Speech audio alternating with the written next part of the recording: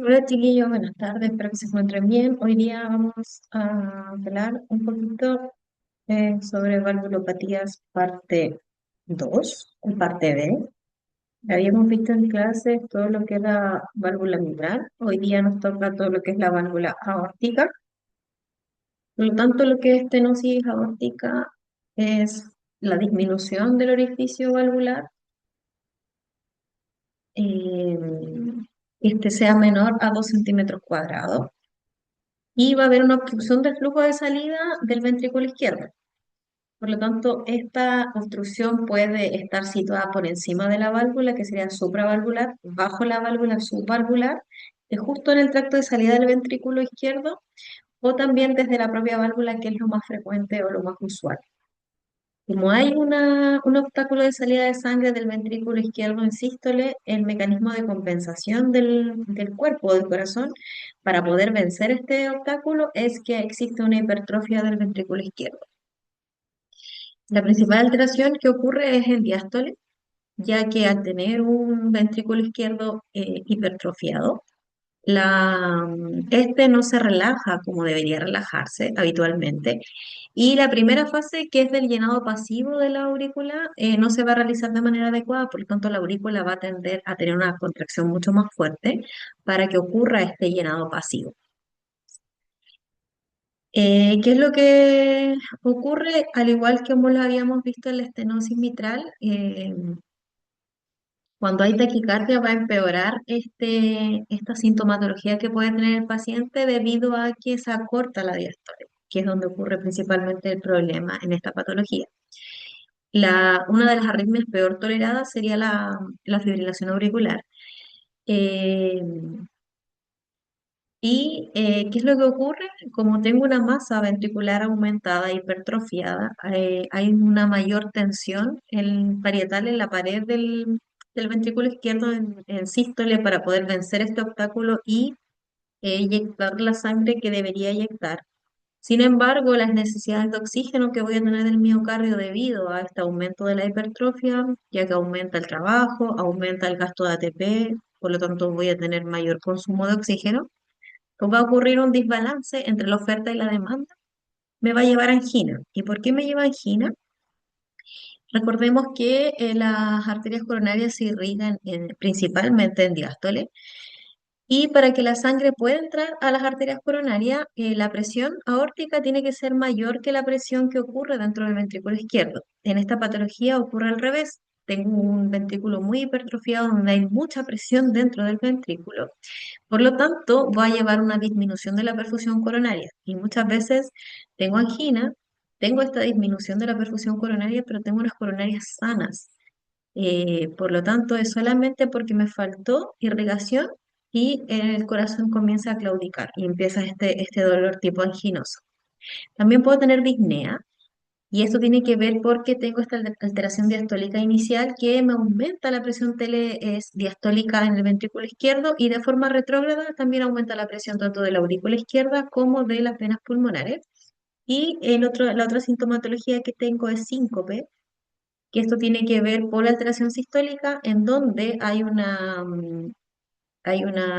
hipoperfusión ya a nivel cerebral, porque como aumentaron las demandas del oxígeno por este corazón hipertrofiado, estas demandas no son satisfechas, el flujo que sale del ventrículo hacia finalmente la aorta y que es efectivo es completamente reducido, disminuye la capacidad de perfundir el cerebro y por lo tanto comienza el síncope.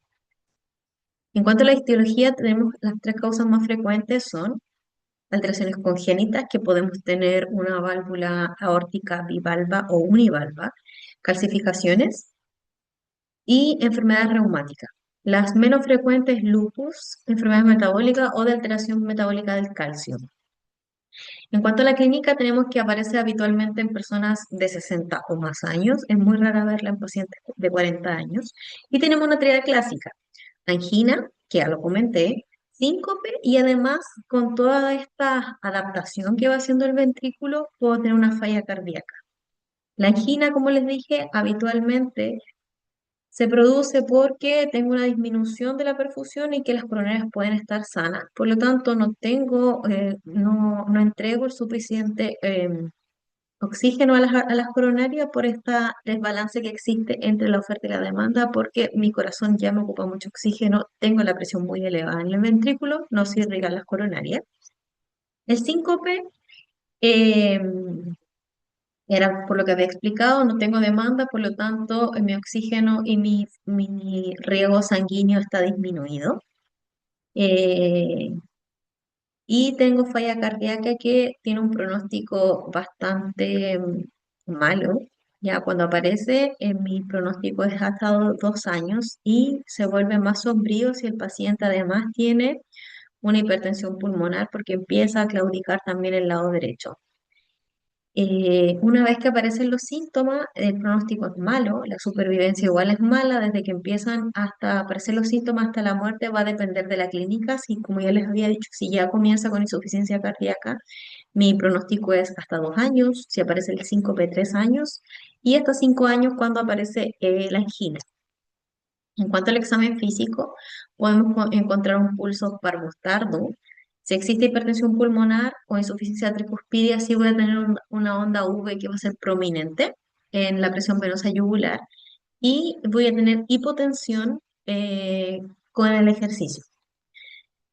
A nivel de ocultación, voy a primero palpar un frémito, ¿ya? Que se irradia hacia el cuello de las carótidas y muchas veces disminuye R2 o desaparece R2 y eso me explica una mayor severidad de la estenosis aórtica. Tengo un clic de apertura cuando las válvulas no están calcificadas, pero cuando se calcifica, este clic puede disminuir y no ser tan intenso o puede desaparecer y sí tengo un desdoblamiento patológico de R2.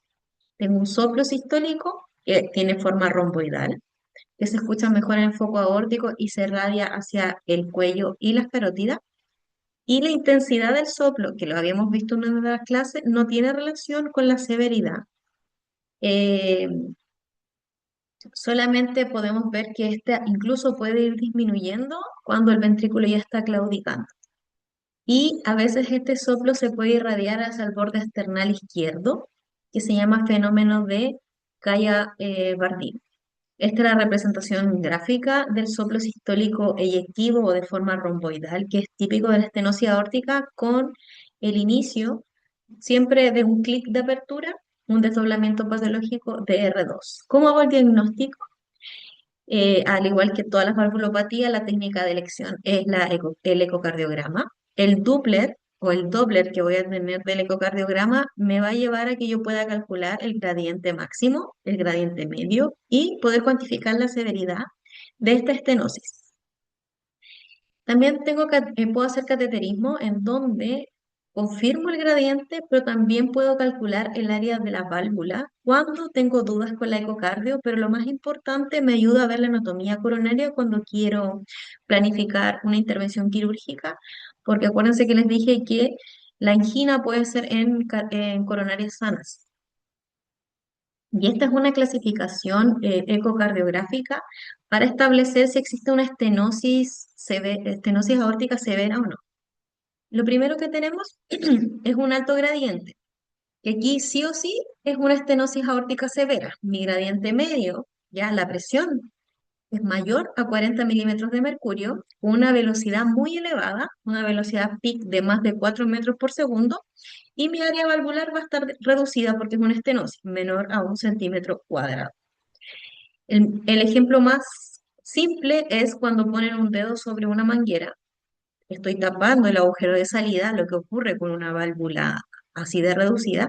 Por lo tanto, la presión del agua va a ser mucho mayor y el gradiente que va a alcanzar también es mayor. Por lo tanto, en un paciente con alto gradiente, sí o sí es una estenosis aórtica severa. Luego encontramos el paciente que tiene bajo flujo y gradiente, pero tiene una fracción de eyección del ventrículo izquierdo que va a estar reducida. Por lo tanto, mi gradiente va a estar en menos 40 milímetros de mercurio. Sigo con el área valvular disminuida porque es una estenosis, pero aquí lo más importante es que mi fracción de eyección del ventrículo izquierdo es menor del 50%.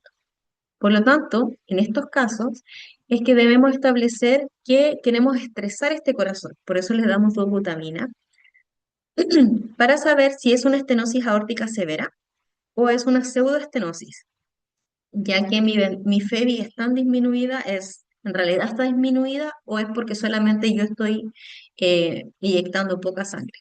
Y es por eso que estreso el corazón y le doy butamina. Después, el tercer ejemplo que tenemos es que tengo bajo flujo y bajo gradiente, pero tengo mi fracción de eyección preservada. Por lo tanto, mi gradiente es menor a 40 milímetros de mercurio, mi área valvular sigue siendo pequeña, pero mi FEBI es mayor del 50%. ¿Qué es lo que ocurre acá? Tenemos que descartar que no sea otra causa que me está llevando a esta alteración, como por ejemplo un corazón un poco más pequeño en un anciano o que tenga una hipertrofia concéntrica que sea importante. ¿Sí? Y es por eso que aquí pido un TAC para evaluar si existe calcificación valvular o no. Y finalmente, si tengo un flujo normal y un gradiente bajo y una fracción de eyección del ventrículo izquierdo que está preservada, esto sí sería una estenosis aórtica moderada. ¿Por qué me importa saber la severa? Porque la severa es que tengo que llevar la intervención quirúrgica. Por lo tanto, el tratamiento médico solamente es sintomático hasta que se realiza la cirugía. Se evitan los inótropos positivos y finalmente se prefieren los inótropos negativos como beta bloqueantes o calcio antagonistas para tratar finalmente una insuficiencia cardíaca. Y el tratamiento quirúrgico se hace en todos los casos cuando hay una estenosis severa y cuando existen síntomas, independiente de la gravedad de esto, o en pacientes que tienen una estenosis aórtica severa y además tienen una FEBI reducida. En todos los casos se sustituye la válvula, ya, por alguna prótesis, ya sea mecánica o biológica. Sin embargo, si el paciente es niño o es adolescente, yo lo que puedo hacer es una comisurotomía, que es romper las comisuras valvulares, o una valvuloplastia con un balón. Insuflo un balón, destruyo la válvula y va a tener muy buenos resultados, pero es una manera provisional para que después pase una cirugía, propiamente tal, pero solamente en estos rangos etarios. Eh, Si el paciente presenta estenosis aórtica severa o está asintomático por el alto riesgo de muerte súbita y de función ventricular que vaya en evolución, sí tengo que hacerle una cirugía finalmente a este grupo etario. Si el paciente tiene indicación de cirugía, pero tiene un alto riesgo quirúrgico o moderado riesgo quirúrgico o no es operable, se puede valorar un TAVI, ¿ya? Que es implantar una prótesis transaórtica, pero esto se discute con Heart Team, que es el grupo de cardiólogos, neurocirujanos, para establecer si el paciente es candidato a este TAVI o no, ya que a una cirugía mayor no es candidato y necesita la cirugía. El TAVI se puede realizar de dos formas: vía percutánea por un catéter, ya uno eh, elige una arteria grande, o transapical, ya que es mínimamente invasiva. Sin embargo, para hacerlo transcutáneo, la vía de elección siempre es arteria femoral, pero tenemos que saber que esa arteria está sana, que no tenga una estenosis, que no existe una obstrucción, para que pueda pasar el catéter sin ningún tipo de dificultad. Y en pacientes adultos, la valvuloplastia con balón, ya que era la que se usaba en niños o en adolescentes, que es destruir esta válvula, ya rompiéndola, solamente se puede utilizar en adultos como tratamiento paliativo en pacientes que no pueden tener cirugía y que tampoco son candidatos a este TAVI. Bien, en cuanto a la insuficiencia aórtica, que pueden ser por alteraciones tanto de la válvula, de la aorta o de ambas, donde la causa más frecuente de insuficiencia aórtica crónica es la degenerativa. Después tenemos alteraciones funcionales como Marfan, colagenopatías y después finalmente la válvula bicúspide. Sin embargo, también tenemos una insuficiencia aórtica aguda que se llama, en donde los casos más frecuentes son la disección aórtica o la endocarditis, ruptura iatrogenia o trauma torácico. En cambio, las crónicas da más tiempo de que el corazón se adapte. Y como siempre en todo lo que son valvulopatías, si el país está en vías de desarrollo, es causa reumática y en países desarrollados son otro tipo de causa. ¿Qué es lo que ocurre acá? Hay una regurgitación hacia el ventrículo izquierdo en diástole, de esta sangre que debería pasar de la aorta, pero se junta con la que viene de la aurícula izquierda. Esto me lleva a una sobrecarga de volumen en el ventrículo, por lo tanto el ventrículo se comienza a dilatar. Inicialmente es un mecanismo de compensación, ¿ya? Porque es que estoy recibiendo sangre que ya eyecté, pero se devolvió, más la que estoy en llenado pasivo. Y esto me lleva a que se eleve la presión telediastólica. El ventrículo va claudicando a medida del tiempo, se va dilatando y a medida que va empeorando esta función sistólica, aparece la insuficiencia cardíaca. Por lo tanto, el nivel de volumen telediastólico que tengo dentro del ventrículo, sí o sí se va a correlacionar con la mortalidad que voy a tener este paciente y si hay alguna alteración operatoria que yo vaya a realizar. La insuficiencia aórtica severa y que se presenta de forma aguda es muy mal tolerada y lleva rápidamente a que el paciente pueda generar un edema pulmonar porque es que mi corazón no alcanzó a adaptarse. Sin embargo, la insuficiencia aórtica crónica, como mecanismo de compensación, es mejor tolerada y tiene más larga evolución porque el corazón se alcanza a dilatar, alcanza a generar mejores mecanismos de compensación. La clínica puede evolucionar asintomática por mucho tiempo porque el corazón sigue aguantando, sigue dilatándose, pero es una de las valvulopatías más traicioneras porque cuando ya manifiesta síntomas es cuando hay un gran deterioro de la función sistólica. La disnea es el síntoma más frecuente y al igual que la estenosis aórtica que vimos recién, puede haber angina y no tener ninguna lesión coronaria. Pero lo típico acá es que tengo una angina en reposo y sobre todo nocturna, ¿ya? Porque idealmente tengo una disminución de la frecuencia cardíaca que es fisiológica en la noche y esto me lleva a que aumente el tiempo de la diástole y de esta forma aumenta el jet o el chorrito de regurgitación y el estrés del ventrículo izquierdo me lleva a esta angina. Sin embargo, el síncope no es habitual, como veíamos en estenosis aórtica, y sí, esto se puede complicar con con una endocarditis o con una muerte súbita.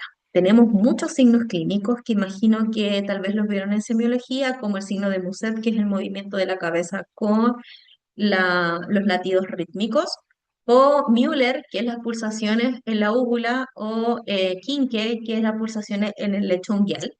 Y así hay muchas. Estas, sin embargo, se presentan en insuficiencia aórtica, pero no hay estudios que indiquen cuánta sensibilidad y cuánta especificidad existe frente a cada uno de estos signos. El más estudiado es el signo de Hill, que establece la presión, hay una diferencia de presión. Habitualmente nosotros tenemos un poquito más de presión elevada a las extremidades superiores versus las inferiores. Sin embargo, el signo de Hill es mi presión arterial sistólica a nivel popliteo es mayor a 20 milímetros de mercurio versus mi presión arterial sistólica braquial o humeral. En el examen físico voy a tener un pulso Zeller, ¿ya? Voy a tener que mi presión arterial sistólica va a estar muy elevada y la diastólica muy baja, por lo tanto voy a tener una gran diferencia entre la sistólica y la diastólica. Tengo el signo de Hill y puedo mostrar en la auscultación un soplo diastólico precoz que tiene alta frecuencia, que se escucha en el área aórtica, ¿ya? Y se irradia hacia abajo y hacia la izquierda, que muchas veces se dice que se irradia hacia la axila y se oculta de mejor forma en posición maometana. Hay una disminución de R2. En ocasiones, cuando hay dilatación del ventrículo izquierdo, se puede oír un R3 y puedo tener un flujo hiperactivo. Además, puedo tener cuando este jet de eyección o de regurgitación va hacia la válvula mitral y lleva a que su apertura se dañe. Puedo oír el soplo de Austin Fleet y también puedo tener un impulso hiperdinamico. Por lo tanto, en la insuficiencia aórtica puedo encontrar tres tipos de soplos dependiendo de la gravedad del cuadro. Cuanto al diagnóstico, en el electrocardiograma no me va a ayudar mucho porque los trastornos de la conducción se ven habitualmente de forma tardía cuando ya existe una claudicación del ventrículo izquierdo y a nivel del rayo va a depender mucho de la cronicidad del cuadro, de cuán grave es, porque muchas veces ya cuando es muy crónico tengo el crecimiento del ventrículo izquierdo. Nuevamente, la técnica de elección es el ecocardiograma. Nos ayuda a evaluar la indicación quirúrgica porque nos calcula el diámetro telesistólico, también nos calcula la fracción de eyección. Y el cateterismo cardíaco también se utiliza en esta valvulopatía porque me ayuda a ver la necesidad de revascularización de las coronarias o no en el mismo acto quirúrgico, ya que, como les dije, la angina que aquí puede encontrar también puede ser en un paciente que tiene coronarias sanas. ¿Cómo evalúo la severidad? También se hace con un ecocardiograma en donde evalúo el área del orificio regurgitante eyectivo. Si es mayor o igual a 30 milímetros cuadrados, ya sería una insuficiencia aórtica severa. Dependiendo del volumen regurgitante que debería, para ser severo, es mayor a 60 ml latido, o cuando están dilatadas las cámaras cardíacas, y eso ya me indica cronicidad. Pero además establece el jet central o cuánto regurgita, si es mayor al 65%, el flujo reverso o lo diastólico en la aorta abdominal porque se está devolviendo, y la fracción regurgitante que debería ser más del 50%. Por lo tanto, tengo mi área efectiva ya grande, tengo el volumen, se me está devolviendo mucho volumen y esa fracción es elevada para los ml que yo debería inyectar, y mi jet central también es elevado. El tratamiento para una insuficiencia aórtica crónica va a ser un tratamiento médico antes de la cirugía para tratar finalmente la insuficiencia cardíaca, y vasodilatadores o diuréticos para evitar esta insuficiencia cardíaca congestiva. Pero finalmente el tratamiento quirúrgico está indicado siempre para una insuficiencia aórtica severa, que tenga síntomas o que tenga alteración o disfunción, una FEBI menor al 50% o un diámetro telesistólico, perdón, mayor a 50 milímetros. En cualquier grado de insuficiencia aórtica, aunque sea mínima, sí o sí el paciente se tiene que intervenir si además está asociado con un aneurisma de la aorta. Y el paciente con insuficiencia aórtica aguda, sí o sí tengo que realizar una intervención quirúrgica si ya está mostrando signos de insuficiencia cardíaca. Y si el paciente además está cursando con una endocarditis infecciosa, yo podría diferir la cirugía hasta que el paciente termine con su tratamiento antibiótico entre 7 a 10 días y luego hacer la intervención quirúrgica.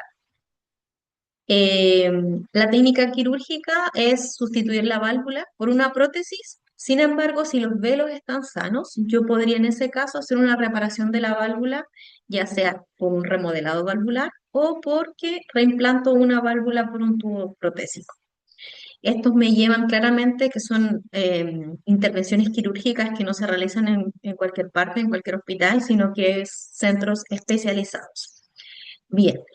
Los tips para la valvulopatía, los tratamientos médicos no van a mejorar el pronóstico del paciente. Recuerden lo que les había dicho, el tratamiento médico es solamente para tratar o evitar la insuficiencia cardíaca que se produce, y el tratamiento quirúrgico es el único que muestra un mejor pronóstico, y las indicaciones van a estar dadas en valvulopatías severas que tengan síntomas como angina, síncope, insuficiencia cardíaca, en pacientes que ya hay una disfunción del ventrículo, por ejemplo, una fracción de eyección disminuida del ventrículo izquierdo o que esté dilatado el ventrículo izquierdo. Y finalmente, en las valvulopatías mitrales, si hay hipertensión pulmonar severa y si hay fibrilación auricular. Ahora, también otra indicación de cirugía sería que mi paciente va a alguna cirugía eh, cardíaca, yo podría también hacer alguna cirugía valvular. Por ejemplo, mi paciente va a un bypass cardíaco, tiene algún aneurisma que yo quiero operar, podría reparar en el mismo acto quirúrgico. ¿Cuáles son las técnicas quirúrgicas de elección? Se las puse ahí por valvulopatía. En una estenosis mitral tengo una valvuloplastia percutánea. En una insuficiencia mitral, una reparación valvular quirúrgica. En una estenosis aórtica, un recambio valvular por prótesis. Y finalmente, una insuficiencia aórtica que sería un reemplazo valvular por prótesis. Bien, cualquier duda que tengan me la pueden hacer llegar. Eh, si entendieron bien lo que es la valvulopatía, porque finalmente en fisiopatología solo vimos de la válvula aórtica y de la válvula mitral, por esto que tienen mayor flujo, mayor intensidad y mayor frecuencia de patología en las que vimos. Sin embargo, después ustedes pueden estudiar las otras valvulopatías cuando estén en medicina interna del lado derecho. Que estén súper bien. Adiós.